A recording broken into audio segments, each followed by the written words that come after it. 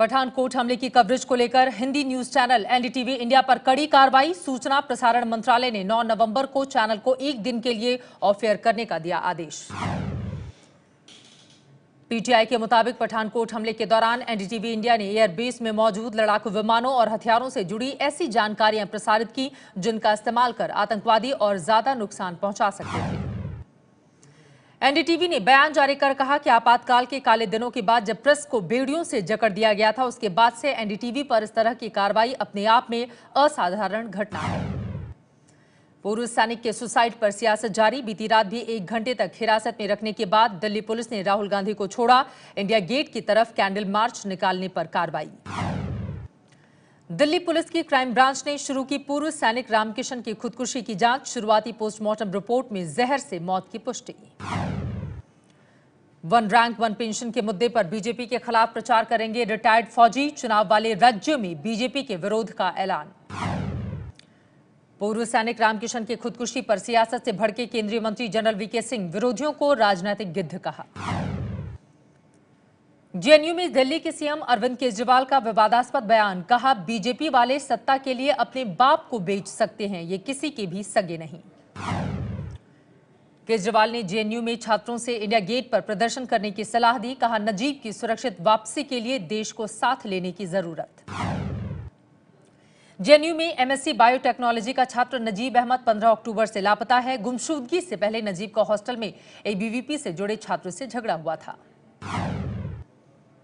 मध्य प्रदेश सरकार ने भोपाल में सिमी के 8 आतंकवादियों के एनकाउंटर की न्यायिक जांच के आदेश दिए। हाईकोर्ट के रिटायर्ड जज एसके पांडे करेंगे जांच।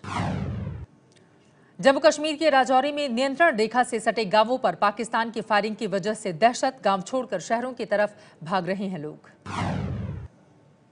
जम्मू कश्मीर के कुलगाम में स्कूलों में आग लगाने के आरोप में 4 लोग गिरफ्तार। घाटी में अब तक 2 दर्जन से ज्यादा स्कूलों को आग लगाई जा चुकी है। कश्मीर घाटी में तनाव के बावजूद तय वक्त पर यानी कि 14 नवंबर से होंगी 10वीं और 12वीं की परीक्षा। सुबह 11 बजे से शाम 4 बजे तक एग्जाम। जम्मू कश्मीर के तुजार में सेना और पुलिस को बड़ी कामयाबी। साझा ऑपरेशन में लश्कर का आतंकी उमर जिंदा पकड़ा गया।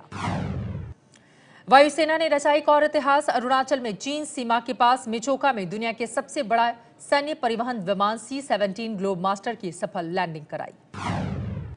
समाजवादी पार्टी में झगड़े के बाद यूपी का पहला सर्वे सामने आया। एबीपी न्यूज सिस्रो के त्वरित सर्वे के मुताबिक मुलायम के घर के झगड़े का फायदा बीजेपी को मिलता दिख रहा है। सर्वे के मुताबिक यादव परिवार के झगड़े में अखिलेश यादव का फायदा हुआ है। सीएम के तौर पर अखिलेश 31% लोगों की पसंद है। उनके बाद मायावती और बीजेपी के आदित्यनाथ का नंबर है। त्वरित सर्वे में शिवपाल यादव को सबसे ज्यादा 43% वोटरों ने परिवार में झगड़े का जिम्मेदार बताया, जबकि अमर सिंह को 15% ने जिम्मेदार कहा। लखनऊ में यूपी बीजेपी के अध्यक्ष केशव प्रसाद मौर्य ने परिवर्तन रथ को हरी झंडी दिखाकर किया रवाना। 5 नवंबर को सहारनपुर, 6 को झांसी, 8 को सोनभद्र और 9 को बलिया से निकलेगी रथ यात्रा। लालू यादव और उनकी बेटी तेज प्रताप के काफिले में चल रही जीप पलटने से हादसा। 6 पुलिसकर्मी घायल। शहीद राव राजीव राय के परिवार से मिलने के लिए जा रहे थे लालू यादव। दिल्ली एनसीआर में सांस लेना हुआ मुश्किल। दिवाली के बाद प्रदूषण 6 गुना बढ़ा। सांस लेने पर 40 सिगरेट पीने के बराबर नुकसान। आज कई स्कूल बंद। दिल्ली सरकार आज एनजीटी के सामने पेश करेगी प्रदूषण से निपटने का एक्शन प्लान। कल एनजीटी ने लगाई थी फटकार। प्रत्यूषा बनर्जी मौत मामले में पुलिस की चार्जशीट से नया खुलासा। राहुल और प्रत्यूषा के बीच फोन पर बातचीत से तीसरे शख्स का पता चला है, जिससे प्रत्यूषा को जान का खतरा था। बीती रात मुंबई के एंटॉप हिल इलाके में एक युवक की चाकू से गोदकर हत्या। दोस्त पर ही हमले का आरोप।